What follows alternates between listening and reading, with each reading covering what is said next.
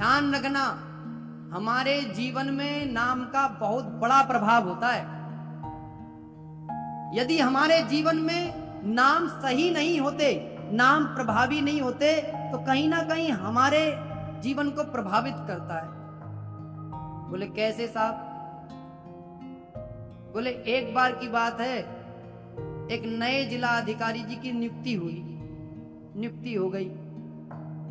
अब उनका चपरासी पूछने आया कि जी नए जिला अधिकारी जो हैं उनका नेम प्लेट बनना है, कृपा करके नाम बता दो। नाम बताया, बोले लिख दो। क्या नाम है? बोले कि जी टिंकू नाम है। नेम प्लेट पर टिंकू लिख दिया गया कि इस जिले के जिला अधिकारी हैं टिंकू जी।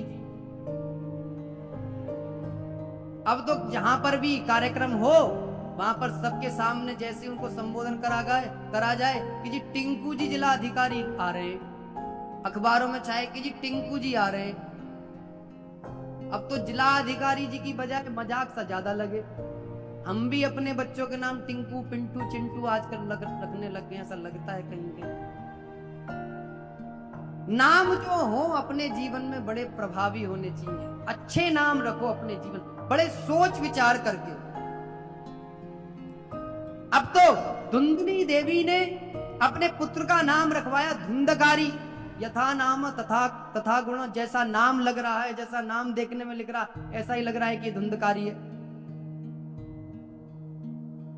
अब तो धुंधकारी जब लाड प्यार में ज्यादा पड़ गया तो बिगड़ने लग गया, धीरे धीरे बिगड़ता गया। आत्मदेव जब पूजा करते तो अपने पूजा में धुंधकारी को बैठाना चाहते तो मां उठा करके लेके चली जाती कि चल जाकर के खेल ले। हमारे जीवन में मां को गुरु का स्वरूप बताया गया है। मां गुरु है, माता पिता गुरु स्वरूप है। और जो संतानें अपने माता पिताओं की सेवा, माता पिताओं के लिए आदर सत्कार नहीं करते तो उनको अपने जीवन में बड़े कष्ट भोगने पड़ते हैं। धुंधकारी की मां ही उसके कष्ट का कारण है, क्योंकि बचपन में ही अपनी संतान को संस्कारित नहीं कर रही। पिता बहुत प्रयास करते हैं कि धुंधकारी को संस्कारित किया जाए, लेकिन मां के लाड प्यार ने इतना बिगाड़ दिया कि धुंधकारी धीरे धीरे बड़ा होकर के लड़ाई झगड़े करने लगा। रोज घरों में शिकायत आए, लेकिन लड़ाई झगड़े न बंद हो।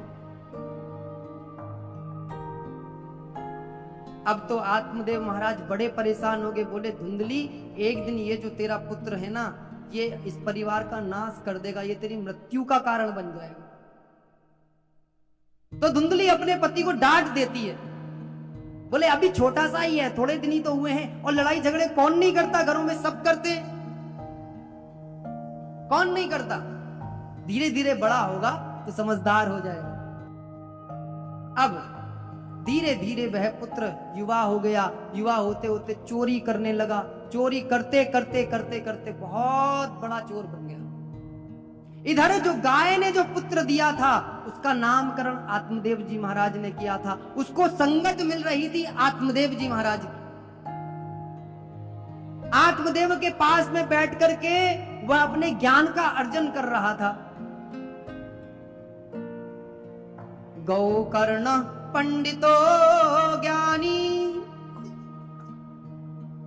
धुंधकारी महाखल।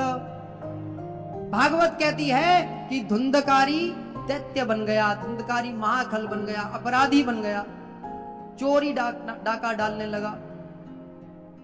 एक समय वो आया कि धुंधकारी स्वयं अपने पिता को मारने पीटने लगा। व्यक्ति के जीवन में यह सबसे कष्टदायक पल होता है जब उसकी संतान उसके ऊपर हाथ छोड़ दे। उससे ज्यादा बड़ा कष्ट का समय व्यक्ति के जीवन में नहीं होता, और उसका कारण सिर्फ वो स्वयं ही होते हैं। यदि हमारे घरों में वातावरण शुद्ध नहीं होगा, संस्कारित नहीं होगा। जिन जिन परिवारों में भी यह स्थिति आती है उसका कारण वो स्वयं परिवार होता है। जब आत्मदेव के ऊपर हाथ छोड़ दिया तो आज आत्मदेव मन में सोचने लगे कि संत ने सही कहा था कि मेरे जीवन में 7 जन्म तक भी पुत्र नहीं है, लेकिन मैंने संत से जबरदस्ती की, संत के चरण पकड़े, संत का पुण्य प्राप्त किया। पुण्य के बाद भी मुझे ऐसे पुत्र की प्राप्ति हुई। तो आज गोकर्ण जी महाराज के साथ में आत्मदेव जी बैठे हैं और आंखों से फिर से आंसू बहा रहे हैं। कह रहे हैं मैंने तो संतों की प्रसादी से संतान की प्राप्ति की थी। तो गोकर्ण जी कहते हैं संतों की प्रसादी वाला जो पुत्र है पिताजी वो आपके समक्ष है।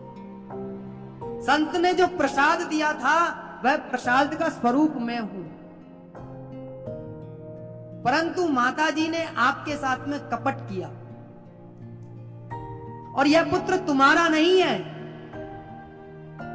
यह पुत्र कपट के द्वारा बुलाया गया है, कपट के द्वारा प्राप्त किया गया है।